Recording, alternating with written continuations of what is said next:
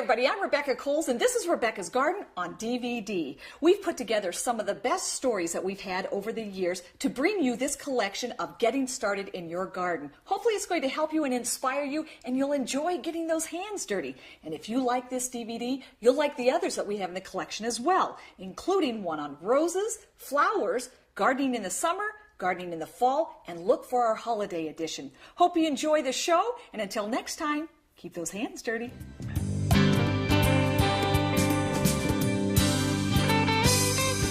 Herbs have been around for thousands of years, and now more than ever, they're popping up in backyard gardens.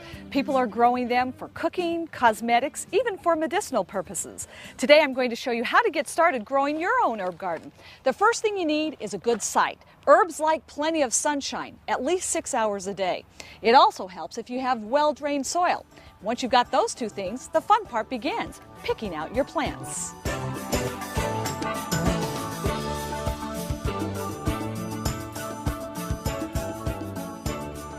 There are three classifications of herbs: annuals, biennials, and perennials. First, the annuals. These are plants that die back every year, which means you have to replant them every year. They include plants like your basils and the dill. Then you have the biennials. These are plants that grow for 2 seasons and then die back. That would include plants like the parsley. And then you have the perennials. These are plants that once put in will come back every year. Plants like the chives, the oregano, some of the lavenders. This is important to know because it will help you determine the placement in your garden. Also, you need to remember that each of these plants have different heights. You need to keep that in mind because you don't want the taller plants to block out some of the lower plants. The lower plants are excellent for borders. So the bottom line here is that it will help if you have a design. Whatever design you choose, make sure you sketch out your ideas on paper before you start to plant. And remember, the smaller the space, the simpler the design should be. Once you've completed a scale drawing, it will be easy to lay it out on the soil. My herb garden measures 12 by 12, which is a pretty nice size. The plan I'm going to use plays off of the quadrant style that I've used in the vegetable garden. Of course, the key with achieving that style is to make sure you get a symmetrical look. And believe it or not, you can do that with a little technique using some string. Let me show you how it's done. First, grab a friend to help you find the center of the garden by pulling the string diagonally between the corners of the plot. Use a stake to attach the string to each corner. You'll notice that the string crosses in the middle of your bed. Mark this center point with another stake. Then, using the center mark as a guide, divide your garden into 4 small quadrants. At this point, we'll attach an additional stake to a string about a foot from the center. Then fill a funnel with bone meal. And while one person uses the stake to define the center circle, the other follows close behind, highlighting it with the bone meal. You should now have the basic outline of your design, which will help you with the placement of your path and your plants. And now we're ready to plant. As you can see, I've laid out all my herbs so I can visualize what the design is going to look like. The center is going to be my focal point. So there I've planted my dill, which is the tallest plant. Now along the path, I've used basil to anchor that, and you can see in the center of each quadrant, I have rosemary. As you can see, my soil is nice and loose. Ahead of time, I amended it with some manure and compost. Now, most of your herbs are sold as transplants. They come in cell packs like this. Gently remove the plastic container, and you'll notice that some of them may be root bound. Simply tease the roots or tear them apart. Plant them as deeply in the hole as they were in their container. And that's all there is to it. Now make sure you give your herbs plenty of room to grow. Read the directions and space them accordingly. I've got a pretty big job ahead of me, so I'm going to call in a few of my friends to help.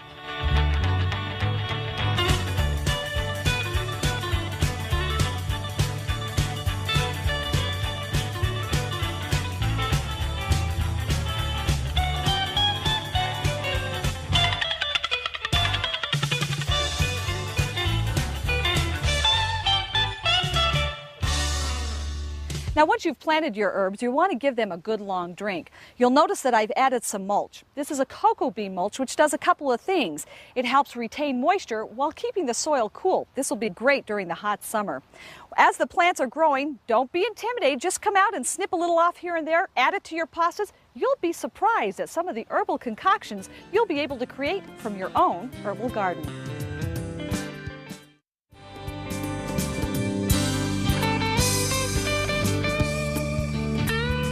Hi everyone, welcome to the show. You know, some of my favorite plants in the garden are herbs. Not only do they taste great fresh, but if you dry them, you can use them all year round. Now, something to keep in mind when harvesting, you got to get out there early in the morning after the dew has dried. That's when the flavor is most intense. And if you're intimidated about harvesting herbs, don't be. It's really quite simple. All you need is a good pair of scissors and a good basket to carry them.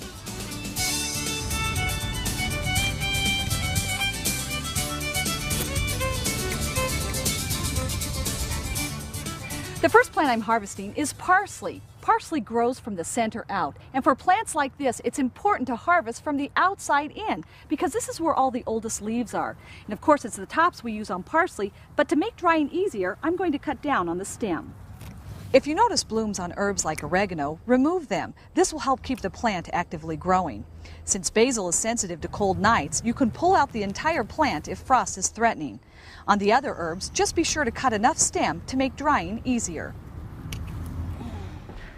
The most common method of preserving your herbs is by air drying. It's really quite simple. All you need to do is take a small bunch of herbs. It's important that it is small because you want them to dry as quickly as possible. The larger the bunch, the slower it's going to dry and the more likelihood that you're going to get mold. Simply take a rubber band and attach the bunch together. The next step is very important. The herbs need a dry, dark location, preferably cool. If you have an herb rack, simply attach the herbs with your rubber band right to the rack, and then it's ready to go.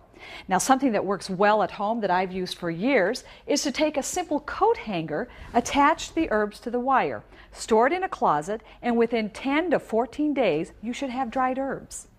Now, your best bet for storing your herbs is in an airtight container, one that blocks out the light.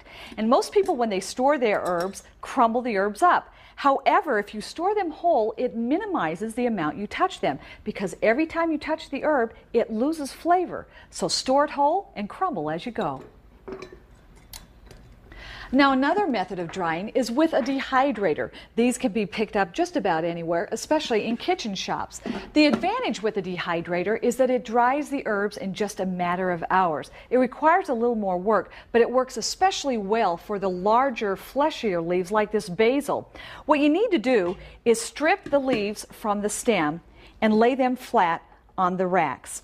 Now, it's important to keep the same type of herb in the oven at one time because all herbs will dry differently and you don't want the flavors to mix. After you've laid out all your leaves on the individual trays, cover up the dehydrator, and in just 2 to 3 hours you'll have dried basil. Microwaving your herbs is an even quicker drying technique that works especially well with parsley. It takes about 1 to 3 minutes to dry a small bunch. You just need to make sure you check it every 30 seconds. It should be crisp to the touch. Now, whatever method you choose to dry your herbs, it's important to try to use the herbs within 6 months because after that they start losing their fragrance and their flavoring.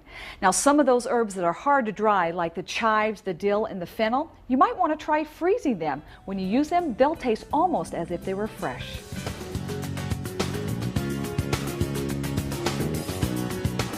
The landscape of Rebecca's garden is constantly changing. Every year there's a new project. And this year we decided it was time to revamp our herb bed. This was once the herb bed. It was very overgrown. You couldn't tell one herb from the other. So we ripped most of everything out. We're going to start over. We left a few of the anchoring plants like the chives and the ornamental onions because they look terrific. But now we're going to create a knot garden out of herbs. Like the name implies, knot gardens are plants interwoven like threads in a cloth. Planted correctly, the plants appear to cross over one another, creating a geometric motif. Dating back to the 16th century, knot gardens surrounded the grounds of castles to create a grand entrance. Even rows of hedges were often interwoven to create family crests and monograms. Now, if you've never done a knot garden before, the best advice I can give you is to keep it simple. That way you'll have much more success. So start out by measuring the area and then drawing it on graph paper. That way everything's to scale. And don't forget to add the existing elements, which I've already done here. Then draw in your design. Now, how do you get your design into the soil? Well, that's the easy part. All you need is stakes and some string. To find the center of a knot garden, pound a stake in each corner of the garden bed. Then attach string to each opposing stake. The center is where the strings cross one another. Okay, so we found our center point, and this is important because everything we do is going to be measured from the center. So I'm going to put a stake here and then finish the design.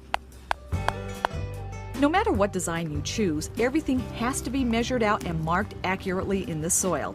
In our case, to keep things simple, each stake was placed 4 feet apart. Now, since straight lines are much easier to create than circles, we chose this checkerboard pattern, which is actually a Celtic knot design. All right, so the grid is in place, and now we're ready for the plants. And for that, you want to select plants with different colors and different textures. And also, you don't want really tall herbs. You want something that's low growing and has a mounding habit. So I selected a few, but now I've got to refer to my chart to see where they all go. The outer edge is the parsley. That's the lime green, so I'll put that around the entire outer side. The blue line is for opal leaf basil. That's this purple leaf that is just lovely. The red is going to be for the spicy globe basil. And then the green X here is going to be for sage. So now what I want to do is place the plants before I plant them. Spacing the herbs about 6 inches apart will allow them to grow together quickly. To help figure out how many plants are needed, use the squares on graph paper. For our design, each square represents 6 inches, which makes it easy, 1 plant per square. Part of the success of creating a knot garden or tying it all together is the placement of your plants. Some of the plants should look as though they're going under each other while others will go on top. So anytime you have an intersecting line, you've got to decide which one's under, which one's over. In this case, I want the purple basil to be under. Well, this is not going to work if this one's here because it's the spicy globe that should be over. So I'm going to replace this one with that, and there we have it. Once you've laid out all the plants in the shape of your design, you can remove the string and stakes. And finally add a focal point. We chose a bird bath placed in the center. Okay, looks like everything's in place. Now I just have to plant all these. I'd be here till next Saturday. So this might be a great opportunity to bring in some of your friends and have them help you tie the knot, so to speak.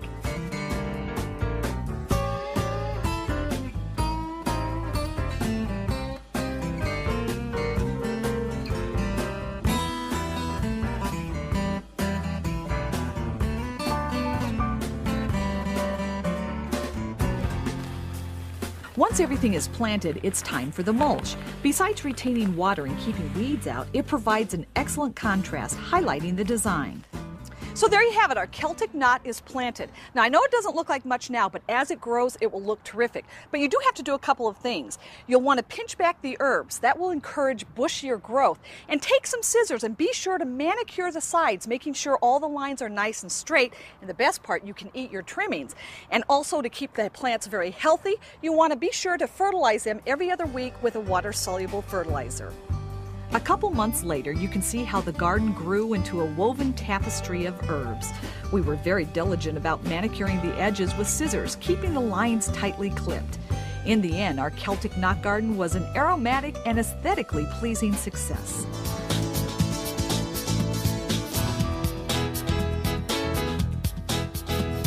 Who says a vegetable garden can't be a work of art? This is my kitchen garden, and nearly everything you see here is edible. And when this comes in and fills in, it's going to look fabulous.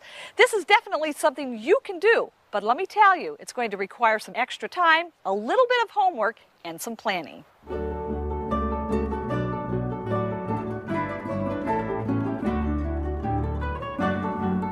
The first step to your kitchen garden is picking a location. Because we're growing flowers and vegetables, the site should receive at least 6 to 8 hours of sun a day. And also it has to be large enough to get that very cool artistic look. Mine's 20 by 20, that should be just fine.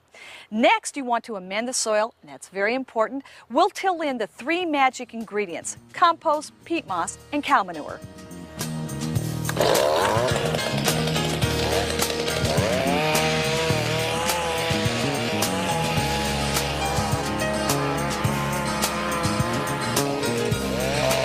Okay, I think that will do it.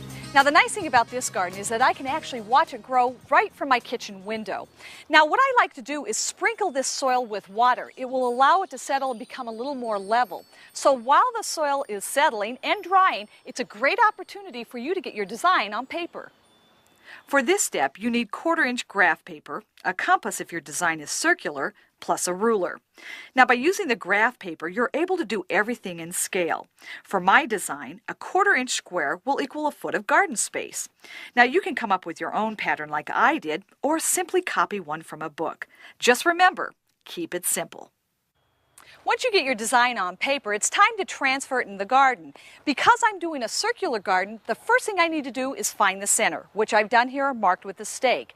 Now, in order to get perfect circles, instead of a compass, I'm using a stake, string, and a funnel. Fill the funnel with flour or cornmeal. Gently tap the flour onto the soil. This will help create the outline of your pattern, and it's best to start with the outside circle first. And if you choose to create any other circles inside, you can adjust the size by shortening the string. Now this inner circle is going to be the center of the garden. You can see the outline of the garden as well. At this point, I divided the garden into quadrants. You can see I clearly marked it with the stakes. These will help me create the symmetrical design on the inside of the garden. No matter what design you choose, measuring equal distances from each of the stakes is the key to this process. In my case, I marked the center of each quadrant with another stake. This allowed me to make semicircles that eventually overlap each other. This is where the design really starts to take shape in the soil. Okay, now you can clearly see the skeletal pattern of our garden. The next step is to lay out the plants. For starters, choose colorful, low-growing, dense plants that will clearly define the lines as they grow. Flowers like lobelia, alyssum, marigolds, or herbs like sweet basil and parsley make great borders. Besides the plants, I added this bird bath. It'll be a great focal point for the center of the garden. At the base of that, I think I'll plant some chives surrounded by the alyssum. Now in each quadrant of the garden, I'm going to scatter a mixture of vegetables, trying to keep colors together and keep lines together so when it's all finished, it will look like a piece of artwork. Vegetable and herb choices are really up to you. Just keep in mind the texture and the color of the leaves will play an important part in creating the design.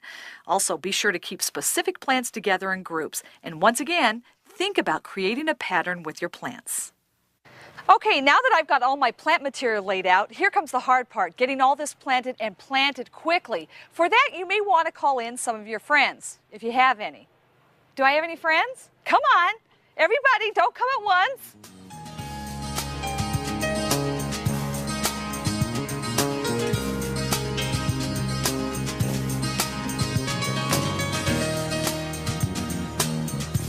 Now for the final step, I added this cocoa bean mulch. It's important that you leave yourself room to walk through your garden so you can harvest the produce as it grows. From here on out, this is like any other garden. You want to keep it well watered, weeded of course, and don't forget to feed it every 3 to 4 weeks. And in no time, you're going to have a beautiful masterpiece that's good enough to eat.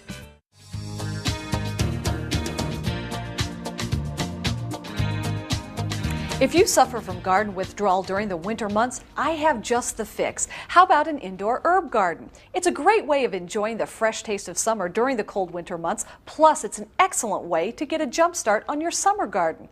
Now some of the easiest herbs to grow indoors include thyme, basil, chives, oregano, and parsley. There are 3 ways to grow an indoor garden, either using transplants, stem cuttings, or seeds. Now first let's start with seeds. The materials you need include containers to grow them in. I like to reuse products at home, but you can pick up cell packs at the garden center. It's important whatever you use that they're shallow and they have good drainage. While you're at the garden center, don't forget to pick up a soilless mixture. This is very important because we don't want to weigh the seed down. This is very light, it's very airy. And of course, you need seeds. Now some of the best seeds to start with include basil, cilantro, and parsley. Now the first step is an easy one. You simply want to fill the containers up with soilless mixture. And I like to moisten the mixture after I'm done. This way when I plant the seeds, they won't wash away when I water them. Then it's time to plant. Now as you notice, I've been soaking the larger seeds in water. This will help soften the seed coat and speed up germination. The rule of thumb for planting the seed is that you want to bury the seed 2 to 3 times the diameter of the seed. So something like this cilantro will go down about 1/4 of an inch.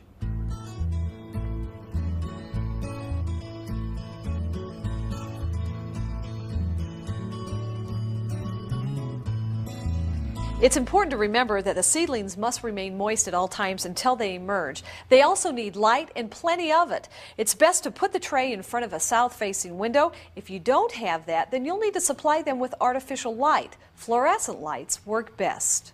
Place the lights about 4 inches above the seedling tray. Keep the lights on at least 12 to 14 hours a day. Now, after about 7 to 14 days, this is what the seedlings will look like. Once you see greenery, it's an indication that the plants need to be fed. You can use a diluted fertilizer or something like a fish emulsion works great. Now, eventually your plants will grow out of their small little containers and eventually will need to be potted up into a larger container. Now, this is just one method of starting herbs. Another very simple way is by using stem cuttings. Now, this works especially well if you have any leftover herbs from the grocery store. Simply remove all the lower leaves from the stem and put that into a jar of water. Change the water daily, and in no time you'll get roots, which is an indication it needs to be potted up in soil. And within a short period of time, you'll have a plant that looks like this. Now, if these two methods seem a little tedious, there's always transplants, which you can pick up at the garden center. They will cost you a little more money, and the same rules apply when growing them. Make sure you give them plenty of light, water, and of course fertilize every other week, and have a pot that has good drainage. When the herbs are about 6 inches tall, they're ready to be harvested. So even though it feels like winter on the outside, I'll tell you what, it smells like summer on the inside.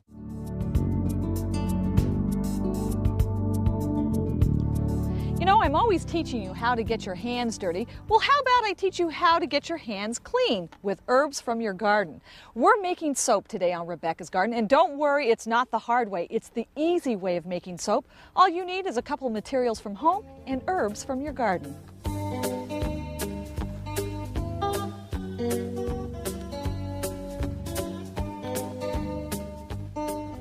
Loretta Ellis is a master at making soap. She teaches classes here at the Shady Acres Herb Farm in Minnesota. Thanks for joining us. I'm very excited because you're going to teach us to make soap the easy way. Exactly. What do we need?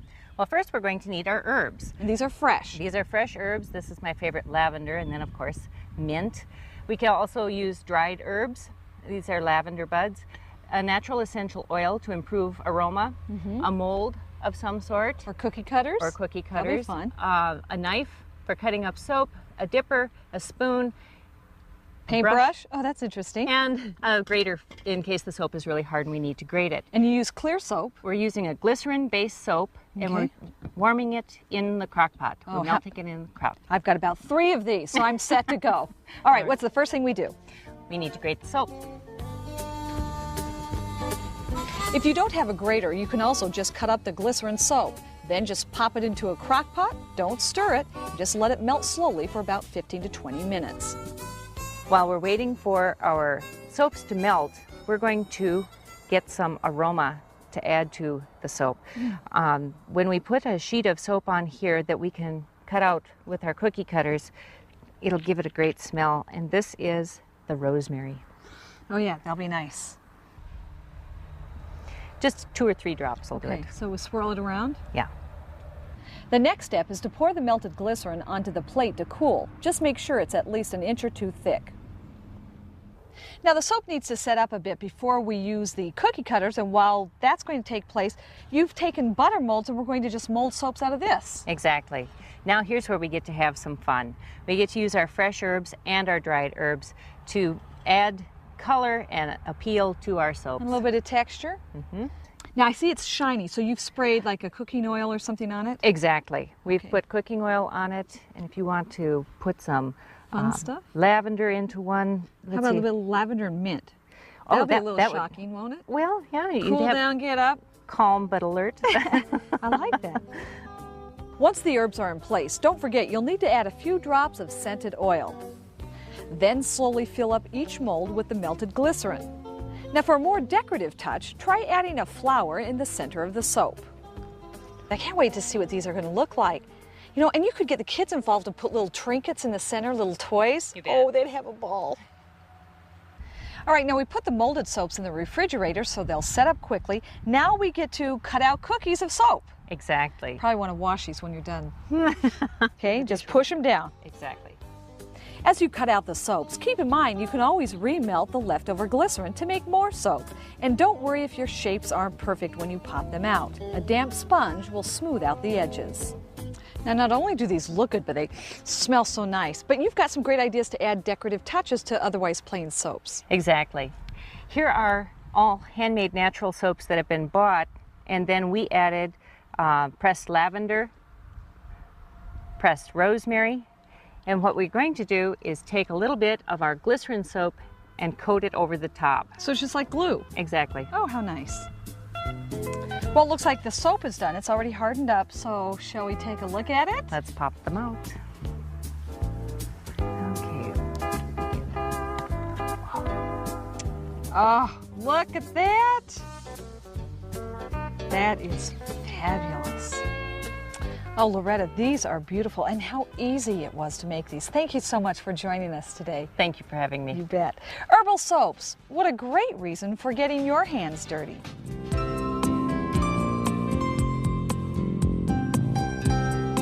The popularity of growing herbs has really taken off the last several years, and what better way to enjoy those herbs than in a hanging basket located right outside your kitchen door. Now here's the materials you'll need. First of all, a large wire basket about 18 to 20 inches. We'll want to line the basket, so you can either buy coconut liners or you can make your own using sphagnum moss. This is what I like to do. You want to make sure you buy unmilled sphagnum moss. You'll need a variety of herbs and then a good potting soil. Now the first thing you want to do is get a good bucket of water and put the sphagnum moss in there. The moss will soak up the water and it'll make it nice and pliable. We're going to squeeze out all the water and then we'll line the basket.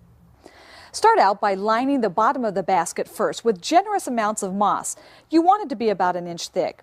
Now as you work your way up the sides, be sure to firmly press the moss into the holes and around the wires. This does two things. It secures the moss around the wires while removing the excess water. Now this is what the basket will look like when we're finished. It looks really nice and it smells good. The next step is to add soil. We're going to go ahead and add it until the basket is about half full.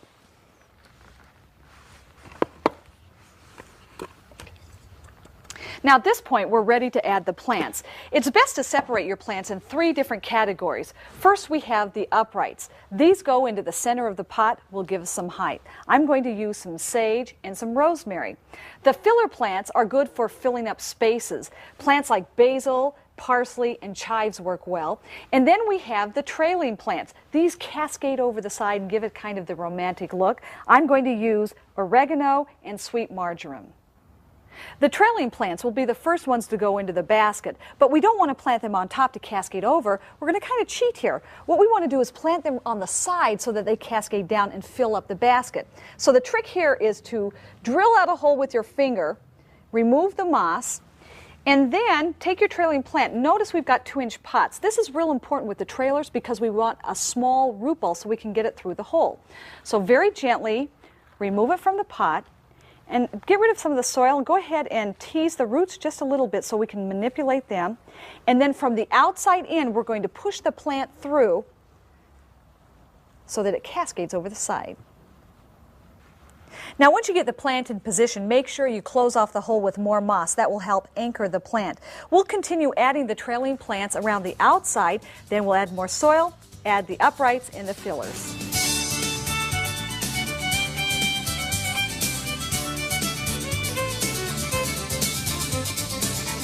And now it's time to add the rest of the plants, but before we do, we want to fill the pot with the rest of the soil and then plant the other plant material as you would any hanging basket, just scattering it around the top.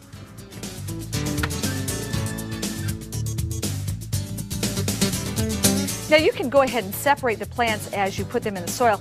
I like to keep them together, that way it's easier to harvest. Your herb basket will do best if hung in a sunny location. Make sure you keep it watered, and when temperatures get warm, it may mean watering at least twice a day, and don't forget to fertilize every other month. Now this looks a little sparse, but just in a couple of months, this will look like this. Herbs ready for harvest right at your fingertips.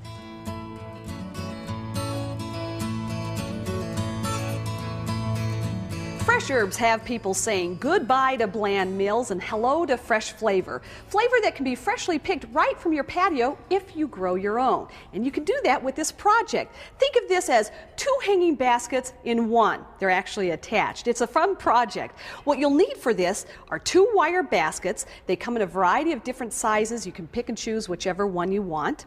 You'll need some sphagnum moss, which has been soaked in water, a variety of different herbs. And for this project, really the best herbs are the creeping herbs like the oregano, thyme, even parsley. Water polymers, which will help conserve water and keep the plants hydrated. You'll need some plastic ties and of course some soil. So let's get started. The first thing we're going to do is line the baskets with the sphagnum moss. As you work, make sure to squeeze the moss around the wire so that it will dry into place. Also keep in mind that the moss is going to shrink when it dries, so make sure you use a lot. Okay, this basket is done, so we'll do the same thing to the second wire basket. Once the wire baskets are completely lined with moss, go ahead and poke your hand around the inside. If a finger slips through a hole, simply patch it up with additional moss. Now we're ready to put everything together. Think of this like creating a layer cake. First, we'll add some soil, sprinkle in fertilizer, water polymers. We're now ready for the plants. Simply remove it from the container, and we're going to take the root ball and kind of just smush it into place so that we can insert it through a hole that we're going to poke out with our fingers and gently push it into the soil. Push the plant deep enough so that only the crown peeks out of the moss. Then stuff moss around the crown to help anchor the plant into place. And if the roots of your plants are tangled, you can simply tease them apart. This allows their feet to spread. Try to keep the same types of herbs clustered together. This will make them easier to identify, and they tend to look better in masses. Now once you've finished poking and planting the herbs, you want to top it off with soil. Make sure you press it firmly to keep everything intact. Then push the baskets together, and then with one of these plastic tie wraps, we're going to attach one side of the wire baskets together. Now comes the tricky part. We have to flip these two together. So what I'm going to do is take a piece of cardboard, lay this across the top. That will hold everything into place. Are you ready? 1, 2, boom! There you go. Now just slide the cardboard out. And then we're going to attach the wire with the plastic ties all around the perimeter.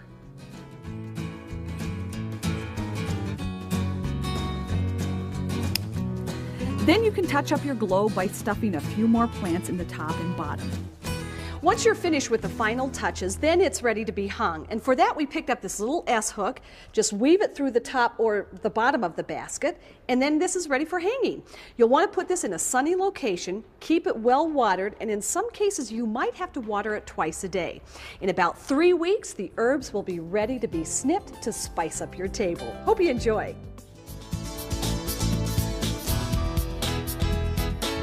All season long, I show you how to grow herbs, but what do you do once you're ready to harvest them? Well, we invited the herb lady of Minnesota to the show today, Bonnie Dean. She grows herbs for a living. You've got great tips on, first of all, cooking, but you tell me that most people don't harvest them enough. Oh, absolutely. Pots all over the place and they're overgrown. Let's take and use those herbs. That's the purpose of those pots, yes. What you want to do is you want to make sure you take the first 8 leaves on any branch of most herbs. Okay. So you just cut. That way it branches out and continues to grow healthy and just makes a lush So you don't plant. want them to get big and bushy. You don't want to grow real tall. Okay, you've got great ways of implementing them into daily recipes. Yes, quick and easy.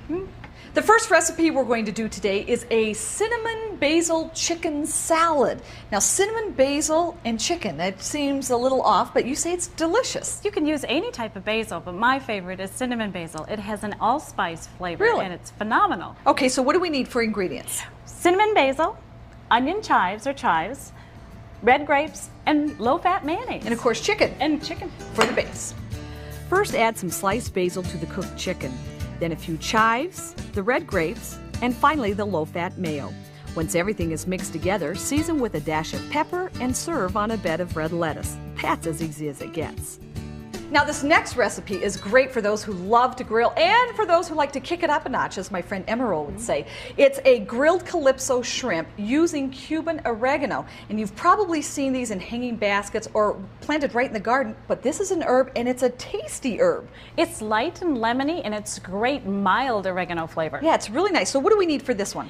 Jalapeno peppers, shrimp, red peppers, pineapple, skewers, Cuban oregano, olive oil, pineapple juice, and roasted garlic. Make the marinade by first mixing together the olive oil, pineapple juice, oregano, garlic, and jalapeno peppers. Then assemble the shrimp, pineapple, and red pepper on a skewer. All right. And now we'll just drizzle the marinade over there, and you have to put this in a refrigerator for about 10 to 15 minutes to let the flavors soak into the shrimp and the pineapple. Ooh, it looks really good. Isn't and it it smells nice? delicious. After the shrimp is marinated, then just grill the skewers about 6 to 8 minutes on each side. And it tastes as good as, oh wow, this is excellent. Isn't that great? Oh, very, very nice, but not too spicy. Nope, just enough. Very nice. Okay, what's for dessert? Oh, we have something fantastic for dessert. And for those of you who are chocoholics, you are going to love this recipe. It's simple brownies with a mint twist. Yes, it's chocolate mint, and it's so easy. 1/3 cup of chopped leaf stem and all from the chocolate mint. Throw it right in your favorite brownie mix. That's all there is to it. Perfect combination. And of course, you've all heard about putting mint leaves in your tea or your lemonade, but you have a better idea. Pineapple sage. Ooh, with Phenomenal, lemonade. I bet yes. that's really nice. Well, Bonnie, you have outdone yourself. You have prepared a wonderful meal for our crew, so sorry to hate to make you leave, but I think we're ready to break for lunch.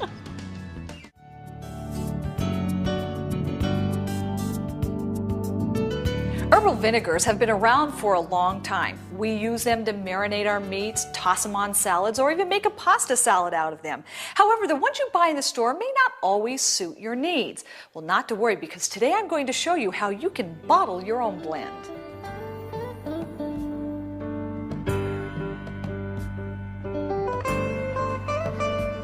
There's not a lot of materials you need to make these herbal vinegars. First of all, you need a clean, sterilized glass bottle. You can either buy them or simply dig through your recycling bin, any old wine bottle, or look at this juice bottle. That will work just fine.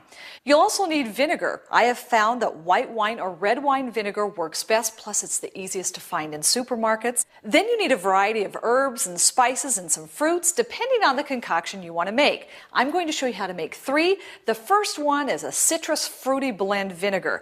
I'm going to start with this bottle, which has already been sterilized, and the first thing I'm going to do is put raspberries on the bottom.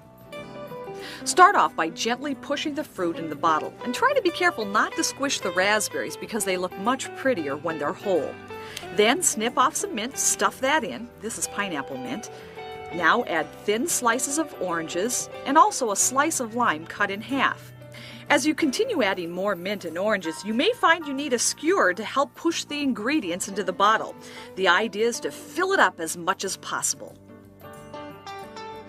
Now that we've got the fruit and the mint packed in, here's the simple part. Open up a bottle of white wine vinegar, get a funnel, and pour the vinegar in.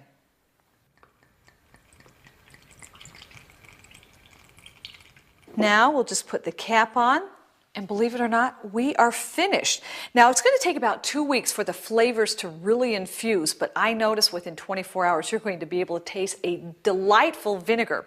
Now, this is just one way. This is the citrus fruity variety. Now, let me show you how to add a little more spice. How about a spicy herbal variety? Now for this vinegar, I'm going to put together a variety of herbs, including rosemary, oregano, thyme, I'll try some garlic, tricolor peppercorns, red chilies, and of course a slice of lime.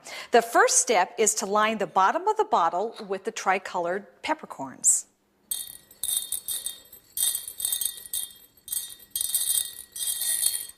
Okay, that looks good. Now we will start packing the bottle full of herbs. I'm going to start with the rosemary here. We'll put this in and gently push it down, and if it seems not to go in smoothly, just twist it and it should go right in. Now we're ready to add lots of thyme. And don't forget a sprig or 2 of oregano. Then you can add the hot chili peppers. The amount really depends on how spicy you want your vinegar to be. Next, we'll add a couple cloves of garlic, stuff in more thyme and rosemary, And to top things off, how about a thin slice of lime? All that's left is filling the bottle up with white wine vinegar. Now just add the cork. They're done. Look how beautiful this is. Now this is a little peppy, so it might be good to marinate your chicken or your beef in. Excellent for a stir fry. The next blend is an Italian blend. Here I'm going to use a variety of herbs, including oregano, basil, some parsley, a little bit of thyme. We could all use thyme. Some julienne peppers, garlic, tricolor peppercorns. And for this vinegar, I think I'm going to use the red wine vinegar. Of course, I got a great bottle for this one. And now we just do the same layering process all over again. Keep in mind, these vinegars should be stored in a cool, dark location and should be used within 6 months. That way, they'll taste as good as they look. These herbal vinegars are great gift ideas. They look beautiful as is, but if you want to add a tag, you can do that. But look around the house and try to reuse something you already have. Here we've taken some paper, torn the edges, added some ribbon, a little dried fruit, a great tag. Or a calligraphy pen, write directly on the bottle. Or if you use a jar that has an unfavorable lid that's not so pretty, just take some handmade paper, add a little bow, and look at that, it can't be beat. Whatever you choose, these herbal vinegars are a great way for you to share a piece of your garden in a bottle.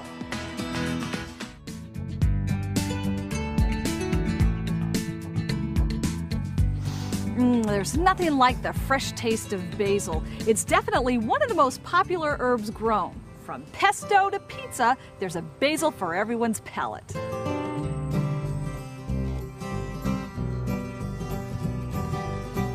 I think you'd be surprised to find out just how many different varieties of basils there are. Certainly one to suit your culinary need. But typically they're divided into 4 different categories. The first is known as the sweet basil. This basil is used in Italian cooking and is the staple for pesto. Second, we have the purple leaf basils. These look beautiful in gardens. They're not quite as flavorful. Typically they're best in a tossed salad, but they're excellent if you want to use them to tint vinegars.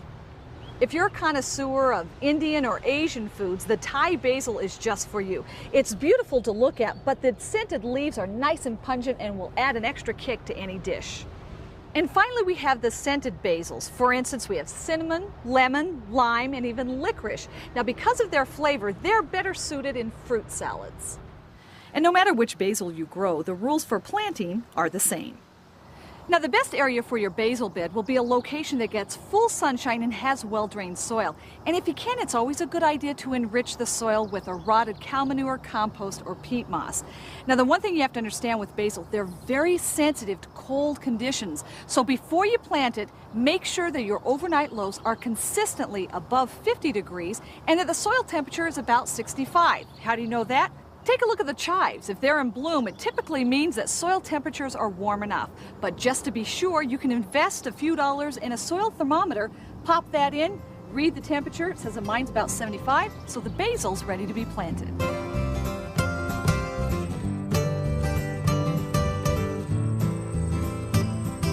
You can plant basil 2 ways, either by using transplants, which you pick up at the nursery, but the one thing you want to remember is that you slowly introduce these to the sun. That's called hardening off. Otherwise, they'll wilt the first day.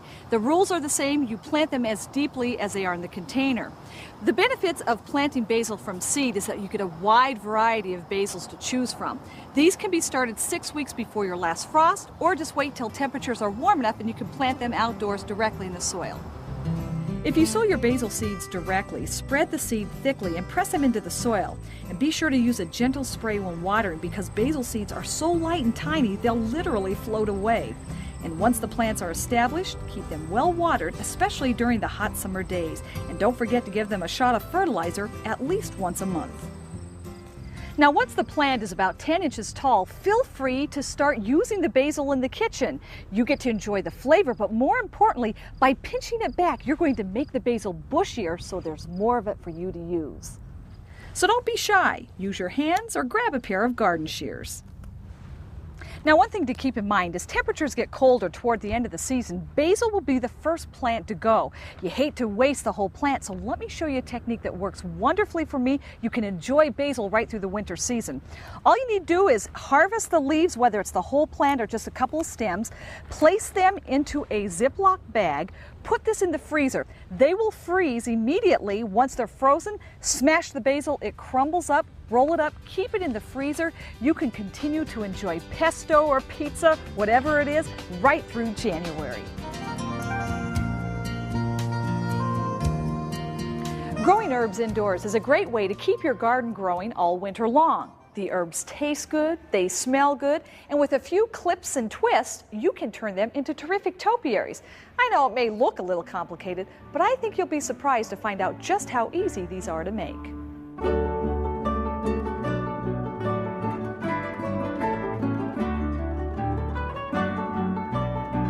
Now, to make your topiaries, you need herbs. Just stop by your garden center and you'll see a wide variety coming in all different shapes and sizes. Some of the best herbs that work for topiaries include rosemary, lavender, trailing thyme, myrtle, and Santolina. We're going to start off with the rosemary because it has a woody stem. So with a few clips, eventually this is going to look like this. So here's what you'll need to get started. First of all, you need some stakes, pruners, something to tie the plant with like raffia.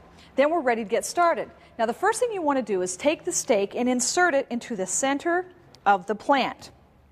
Now obviously this is a little bushy, so in order to get it to look like this, we're going to trim off the outer stems of the rosemary.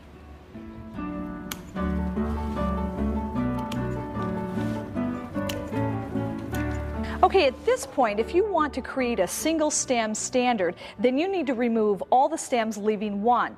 In my case, you can see I left 4. And the reason I did that, I thought it might be fun to wind the stems around the stake to get a braided look. In either case, what you want to do is kind of figure out where you want the ball to start developing. Everything below the base of that ball needs to be removed so we have a bare stem. Carefully pinch off the excess foliage. That way you won't strip the stem. Now you can use your fingers for this, or pruners will work fine too. Okay, that looks good. Now we're ready to wind. Begin by braiding the stems around the stake. Then use raffia to tie off the top right below the topiary ball. Finally, snip off the excess stake with your pruners. Now obviously it's going to take some time for this to look as nice as this, in fact about 6 months to a year. And in order to get this nice round ball, we have to be real prudent with the pruning. So what we want to start off by doing is take the top together and just snip it off. Now by doing this, it's going to send energy back down through the plant, so it's going to get nice and bushy. If you get any new growth along the stem, make sure you remove the foliage. And as far as the base goes, if you want to leave rosemary down at the bottom, you can. Otherwise, slowly prune that out as well. Now, as I mentioned earlier, this is one technique that works great to create a standard with the woody stems. But if you have a plant like this thyme that has the trailing stems, of course not strong enough to make the standards, then for this one, you'll need a form. Now making this kind of topiary is really quite simple. All you need to do is wind the thyme around the form, and then using floral wire, this is 12 gauge, simply very lightly secure it to the form.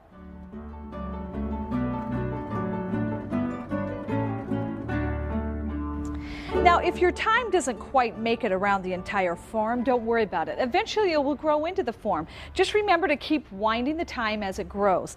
Now, if you notice on the base, I removed all the extra stems, and what I'm going to do is add a little moss at the base. That way it will set up the topiary beautifully, and it gives it a nice finishing touch. Now, this is just one way of doing a topiary with a form. If you want a classic globe look, you can pick up the form, and eventually your plant will look like this.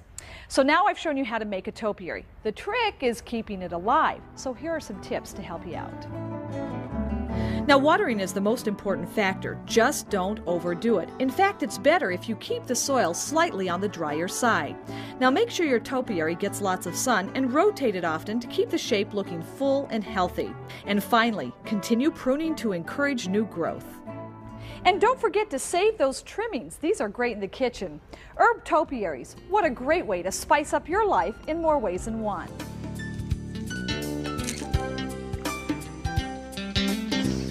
You know, you'll never know the true taste of garlic until you grow your own. Fall's the time to plant it. And there's probably no one that knows more about the subject than Chester Aaron from Sonoma County, California.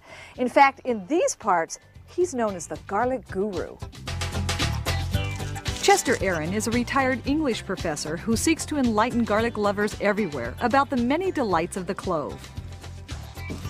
You know, the one thing we have to set straight is that not all garlic tastes the same, looks alike. People think you go to the grocery store and that's what garlic is, but that's not the case. That's not the case, although only in the last few years have people discovered that there are other garlics, farmers markets, growers like myself, who have about 10, 15, 20, 30, 80, 100 varieties of garlic. They're all different, and people are learning about them.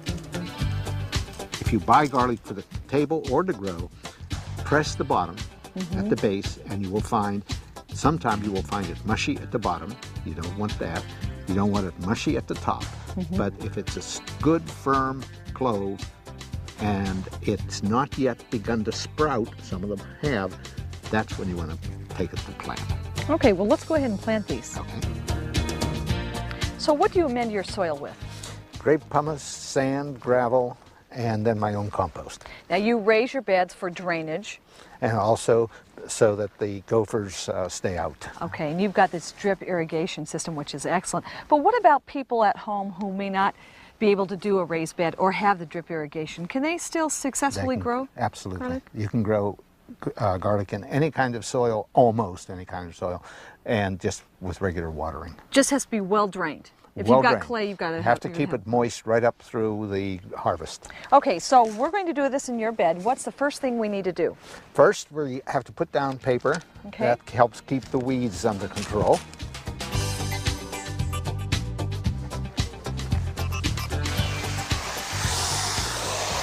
Okay, so now you're watering? Yeah.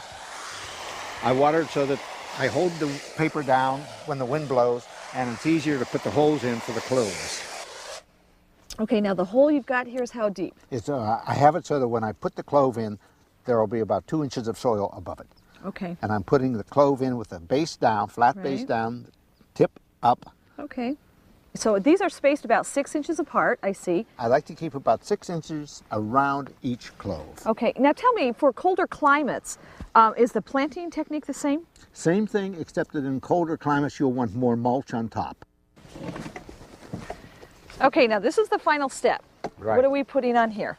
This is a mulch made of turkey manure and cedar chips. Okay. And it helps keep the soil and the paper wet. And it also helps keep down the weeds. And it provides them with a little extra That's right. nutrients. And I'd put about 2 inches here, 2 inches deep. But in colder places, you'd want anywhere from 4 to 6 inches. If you don't have turkey manure nearby, use compost or rotted cow manure. At harvest time, bring your bulbs indoors to a cool, dry place. Now here's where you're curing your garlic. Why is this important? Well, when you take the garlic out of the ground, it has a lot of water in it. I cure it, hang it here, cure it, dry it for 2 to 3 weeks. It loses about 30 to 40% of its water. And that's when the taste is most intense. So in the beginning, they all taste alike. That's right. And it's That's not right. until they're cured That's that the right. flavors That's come out. right. Oh, and we're usually harvesting this, what, July? I harvest in July, anywhere from July to early to mid-August. Okay. And tell me about the different kinds of garlic you have here. What's going to store best? I have 2 kinds of garlic, what is called hardneck and softneck. The hardnecks do not store as well as the softnecks, but they have a greater span of tastes. The softnecks will last longer on the shelf, but they don't have much span. Boy, we're growing garlic for the taste, so That's right. might as So well you go for wanna the get- hardneck. that's right. Speaking of taste, you have many different varieties, and you're right. going to prove to me that there is a difference. That's right. Let's go try it out. Now, Chester, it looks like you've been busy in the kitchen. What do we have here? I have made 4 hummuses in 4 different bowls, and in each bowl I have pressed a different garlic. The flavors range from mild to smoky to really, really hot. Not bad, not bad. right. Huge difference. Huge difference. And that's what people need to know. By growing their own, they can really get a great Tremendous selection. spread of taste. Right. You have been a breath of fresh air. Thank you.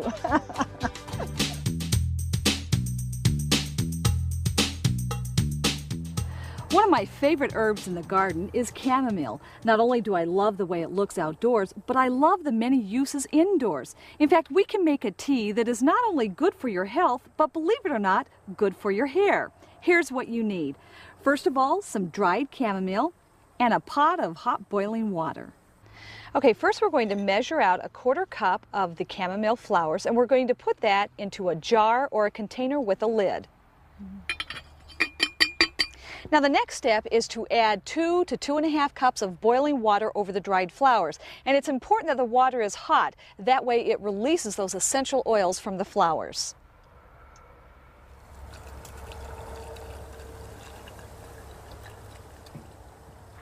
Now it's real important to cover this up so it traps the heat. We'll let this steep until it cools down. In the meantime, you can get yourself a container, and here's an excellent idea. If you have any plastic water bottles or juice bottles, they work great because they're plastic for the shower, and they have these cool spouts that are excellent for application of the hair rinse. Now what you need to do is take a funnel, put it in the container. We need a coffee filter because we're going to strain the tea. Don't want bits of chamomile in your hair. So just pour it in.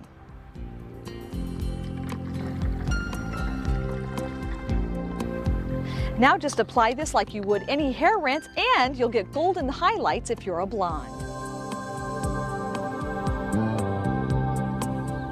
You can practically smell these beautiful gardens. Gardening is good for the nose.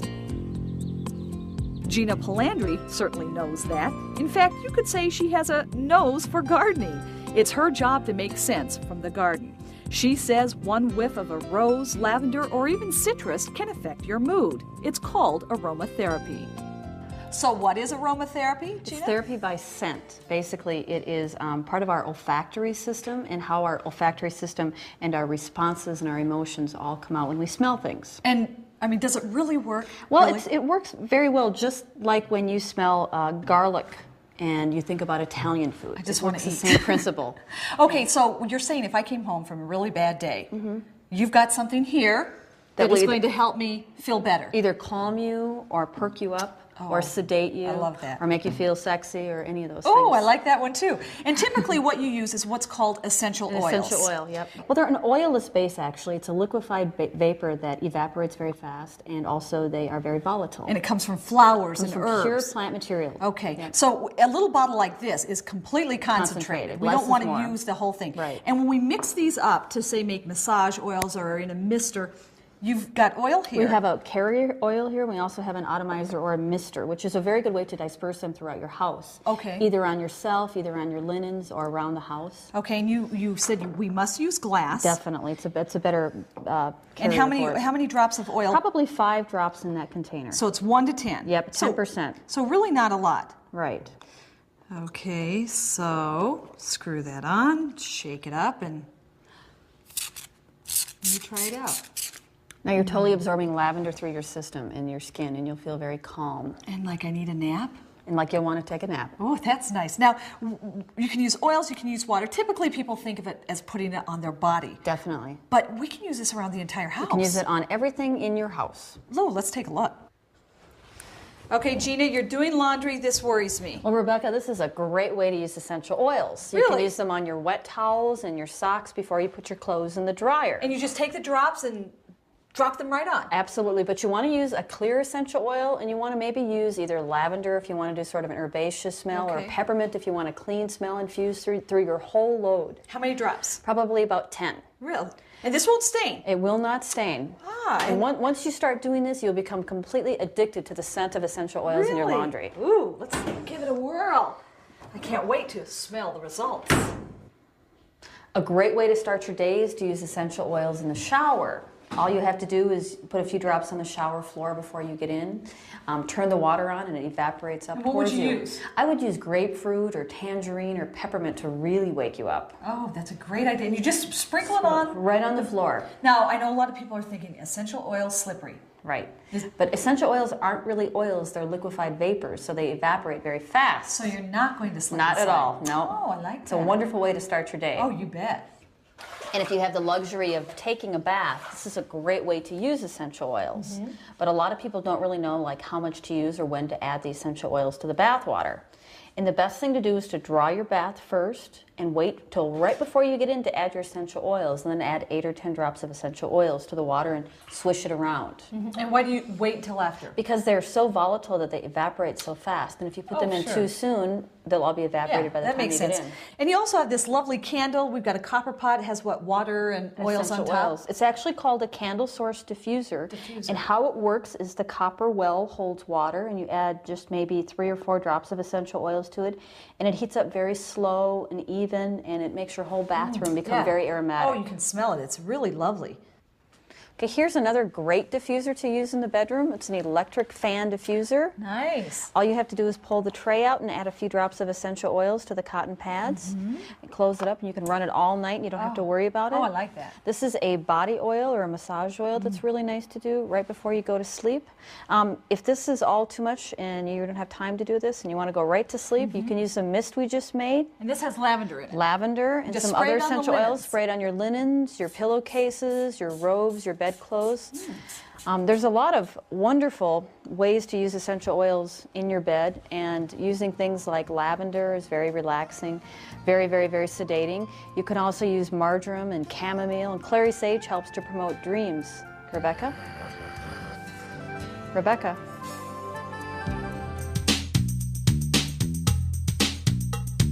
Herbal breads are very popular. In fact, you can just pick one up at the bakery. However, I've got a very simple recipe so that you can make your own at home. Here's what you need. Stop by the grocery store, pick up some frozen bread dough.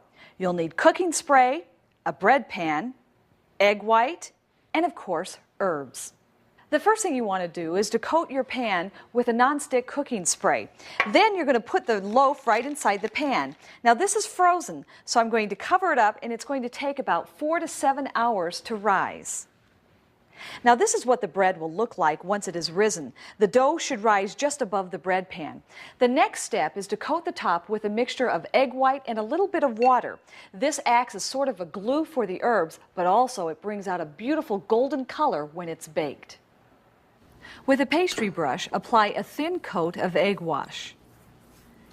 Then dip your herbs into the wash and carefully arrange them on top of the bread. Now try to work quickly because the egg whites dry fast.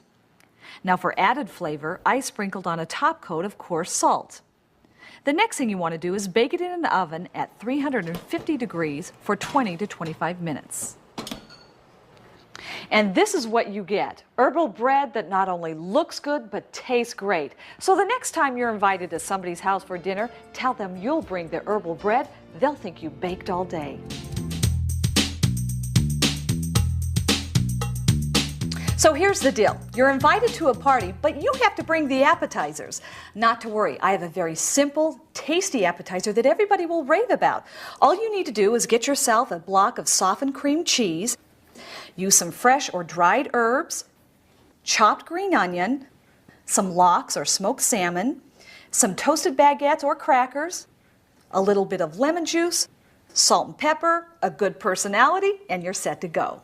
To the softened cream cheese, I'm going to add about a teaspoon of dried herbs. These are herbes de Provence. Okay, now I'm going to salt and pepper to taste. So add a little bit of salt, grind in a little bit of pepper, and just mix it up. Now this is a good base for the cream cheese, but feel free to add other ingredients to enhance the flavor. Just make sure you let the cream cheese sit for a couple of hours so you get the best flavor. Now we're going to spread the cheese on the baguettes.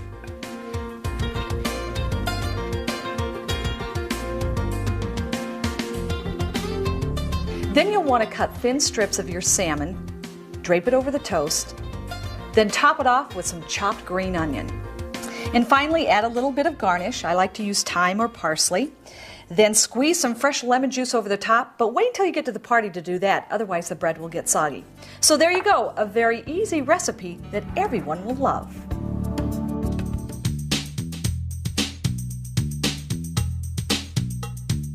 I'm always looking for ways to bring the garden into the kitchen, and today I want to show you a very simple, tasty ravioli recipe that takes advantage of your fresh herbs and any of your tomatoes. Here I've chopped up some basil, I sun-dried my tomatoes, and then I've got a grated cheese. This is Parmesan, but you could use Romano or even mozzarella. Then stop by your produce section of the grocery store and pick up wonton wrappers.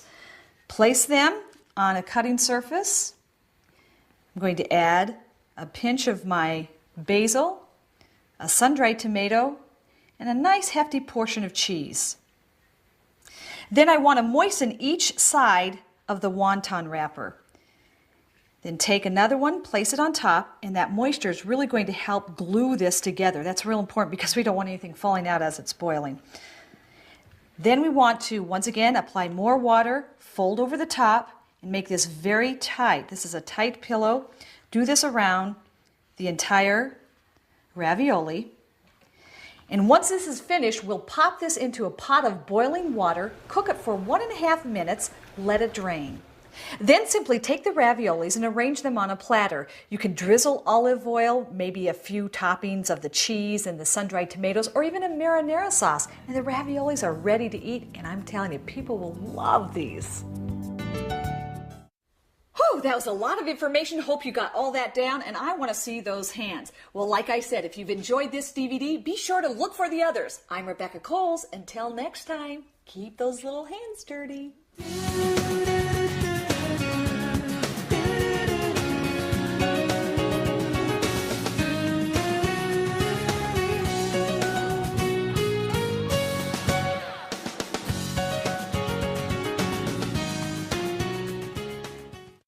This will help keep the plant actively growing.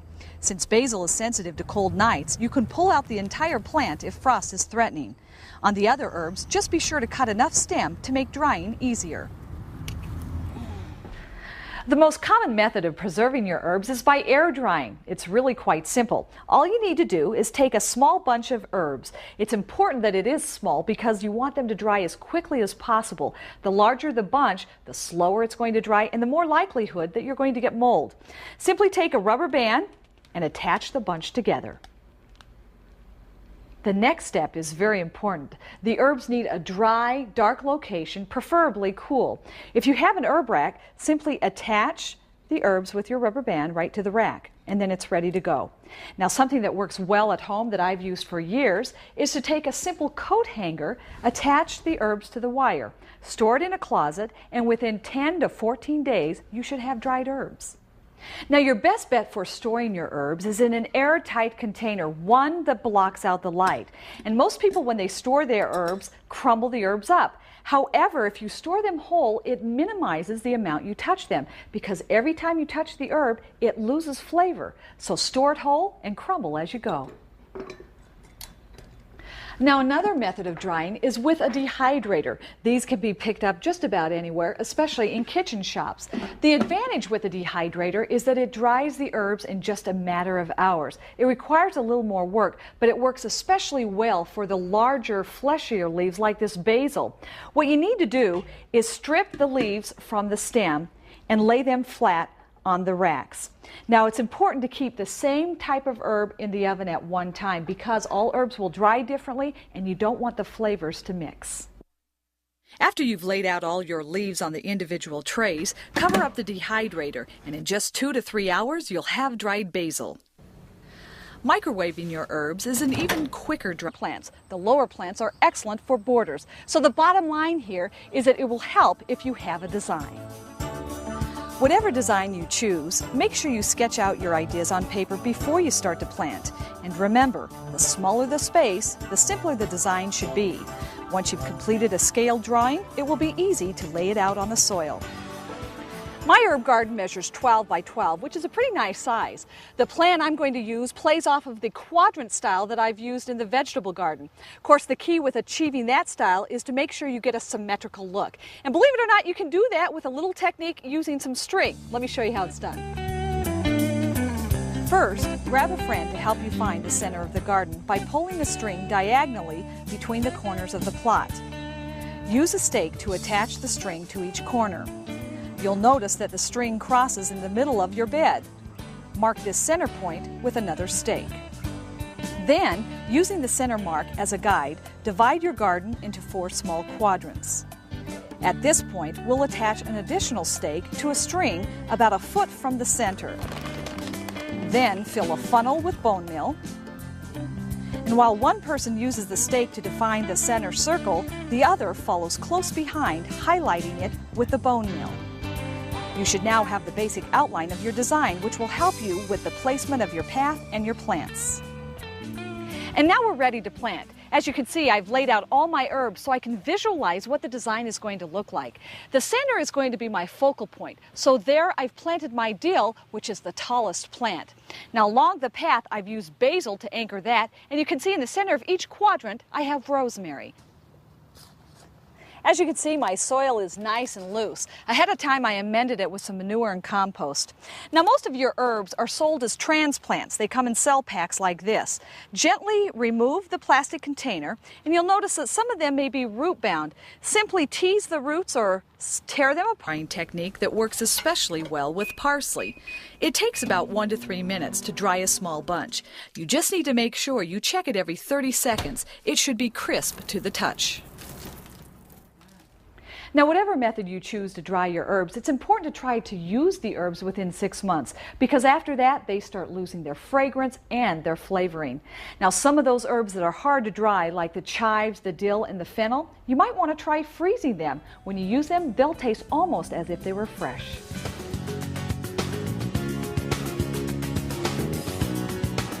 The landscape of Rebecca's garden is constantly changing. Every year there's a new project. And this year we decided it was time to revamp our herb bed. This was once the herb bed. It was very overgrown. You couldn't tell one herb from the other. So we ripped most of everything out. We're going to start over. We left a few of the anchoring plants like the chives and the ornamental onions because they look terrific.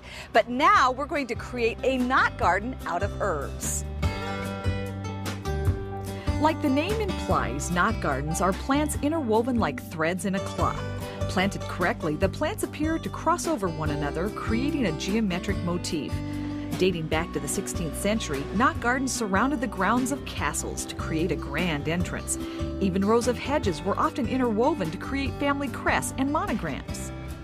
Now, if you've never done a knot garden before, the best advice I can give you is to keep it simple. That way you'll have much more success. So start out by measuring the area and then drawing it on graph paper. That way everything's to scale. And don't forget to add the existing elements, which I've already done here.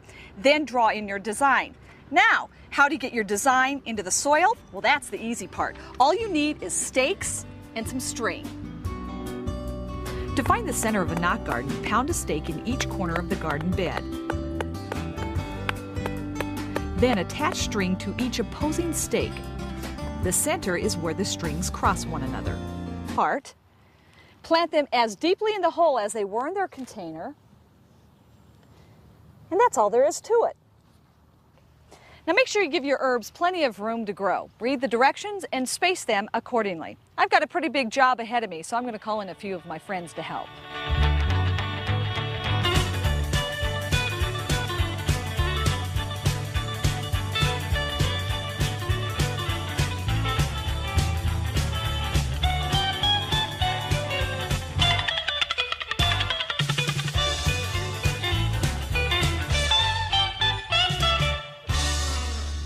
Now, once you've planted your herbs, you want to give them a good long drink. You'll notice that I've added some mulch. This is a cocoa bean mulch, which does a couple of things. It helps retain moisture while keeping the soil cool. This will be great during the hot summer. As the plants are growing, don't be intimidated. Just come out and snip a little off here and there, add it to your pastas. You'll be surprised at some of the herbal concoctions you'll be able to create from your own herbal garden.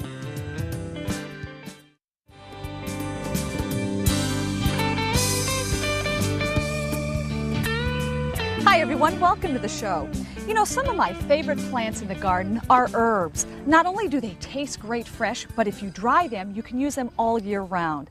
Now, something to keep in mind when harvesting, you got to get out there early in the morning after the dew has dried. That's when the flavor is most intense. And if you're intimidated about harvesting herbs, don't be. It's really quite simple. All you need is a good pair of scissors and a good basket to carry them.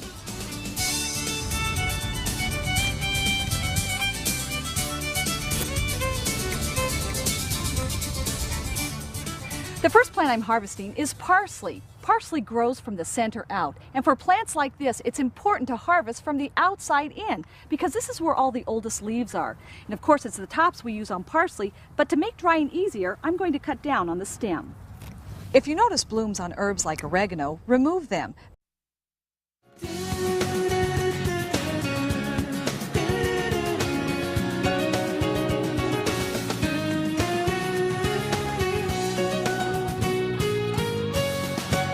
Hi everybody, I'm Rebecca Coles and this is Rebecca's Garden on DVD. We've put together some of the best stories that we've had over the years to bring you this collection of getting started in your garden. Hopefully it's going to help you and inspire you and you'll enjoy getting those hands dirty. And if you like this DVD, you'll like the others that we have in the collection as well, including one on roses, flowers, gardening in the summer, gardening in the fall, and look for our holiday edition. Hope you enjoy the show, and until next time, keep those hands dirty.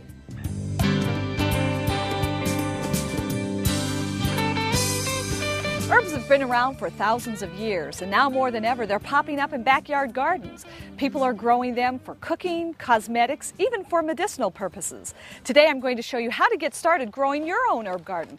The first thing you need is a good site. Herbs like plenty of sunshine, at least 6 hours a day.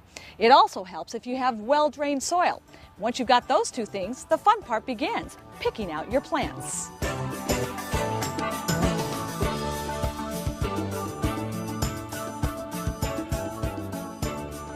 There are three classifications of herbs: annuals, biennials, and perennials. First, the annuals. These are plants that die back every year, which means you have to replant them every year. They include plants like your basils and the dill. Then you have the biennials. These are plants that grow for 2 seasons and then die back. That would include plants like the parsley. And then you have the perennials. These are plants that once put in will come back every year. Plants like the chives, the oregano, some of the lavenders. This is important to know because it will help you determine the placement in your garden. Also, you need to remember that each of these plants have different heights. You need to keep that in mind because you don't want the taller plants to block out some of the lower